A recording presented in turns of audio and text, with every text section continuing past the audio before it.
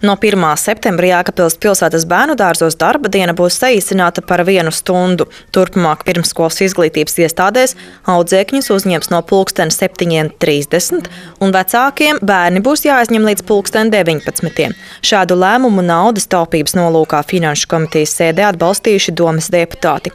Pirmsskolas izglītības iestāžu darbinieki uzskata, ka šāds lēmums ir loģisks, jo līdz ar algu samazinājumu pedagogiem ministru kabineta noteikumi no 1. septembra bērndārzu audzinātājiem paredz stundu tarifa likmes samazinājumu no 36 uz 30 darba stundām nedēļā.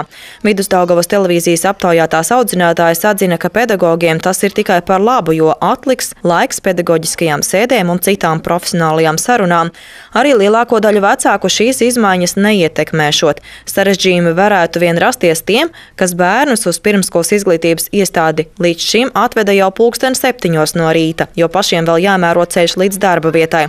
Savukārt vakarā pēc 18:00 ierasts, ka bērndārzā vecākus gaida vien pāris bērni katrā grupiņā vai pat visā pirmskolas izglītības iestādē kopumā. Visbiežāk vecāki, lielie brāļi, māsas vai omītes un opīši savas atvazītes izņem drīz vien pēc launadziņa no 16:00 līdz 17:00.